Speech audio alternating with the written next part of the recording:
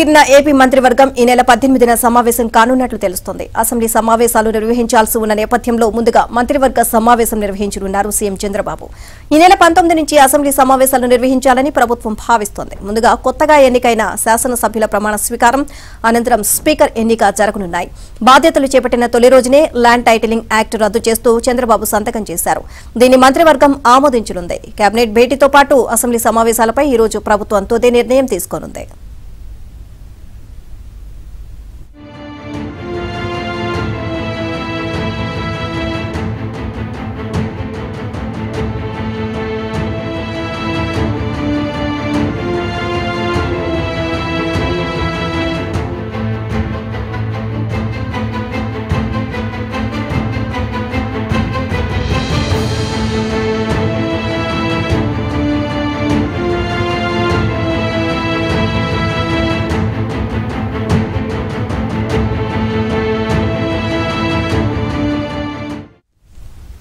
కొత్తగా కొలువు తీరిన ఏపీ మంత్రివర్గం ఈ నెల 18న సమావేశం కానున్నట్లు తెలుస్తోంది. అసెంబ్లీ సమావేశాలు నిర్వహించాల్సి ఉన్న నేపథ్యంలో ముందుగా మంత్రివర్గ సమావేశం నిర్వహించనున్నారు సీఎం చంద్రబాబు. ఈ నెల 19 నుంచి అసెంబ్లీ సమావేశాలు నిర్వహించాలని ప్రభుత్వం భావిస్తోంది. ముందుగా కొత్తగా ఎన్నికైన శాసనసభ్యుల ప్రమాణ స్వీకారం అనంతరం స్పీకర్ ఎన్నిక జరగనున్నాయి.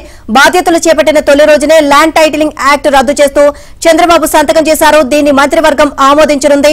కేబినెట్ భేటీతో పాటు అసెంబ్లీ సమావేశాలపై ఈ రోజు ప్రభుత్వం తుది నిర్ణయం తీసుకున్నది. దీనికి సంబంధించి మరింత సమాచారాన్ని మా AP bureau chief Ramarao Naidu తెలుసుకుందాం. రామారావు, నీలిమ, ఈ నెల 18వ తేదీన ఆంధ్రప్రదేశ్ మంత్రివర్గం సమావేశం కాబోతుంది. నూతన కేబినెట్ తొలి సమావేశం కావడంతో దీనికి సంబంధించి కేబినెట్ ఎజెండాలో ఏమేమి చేర్చాలనే అంశంపై అధికారులు కసరత్తు ప్రారంభించారు.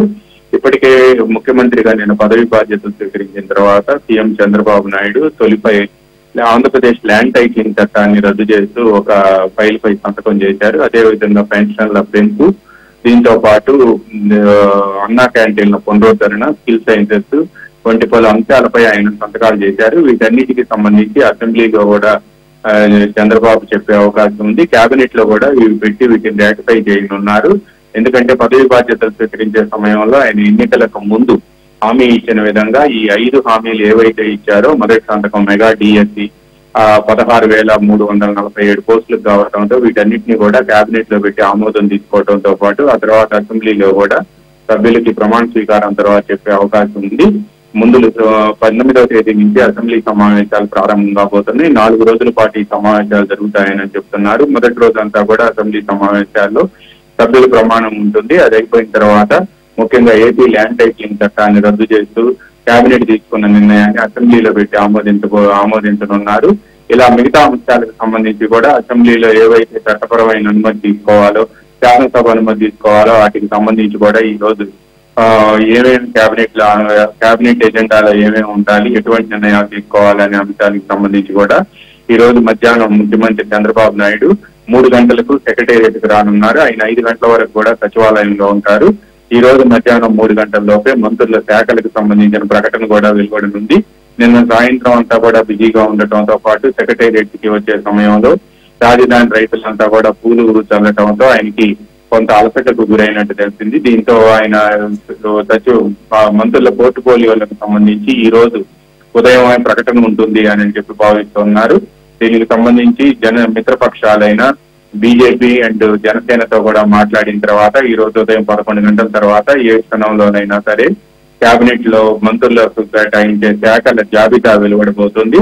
అదేవిధంగా 18వ తేదీన కేబినెట్ సమావేశం, 19వ తేదీన అసెంబ్లీ సమావేశాలకు సంబంధించి కూడా ఈ రోజు తుది నిర్ణయం తీసుకోబోతున్నారు. మధ్యాహ్నం 3 నుంచి 5 గంటల వరకు కూడా చంద్రబాబు నాయుడు సెక్రటేరియట్ కు రావడంతో ఆ సమయంలో అధికారులతో మాట్లాడి ఒక నిర్ణయం తీసుకోబోతున్నారు.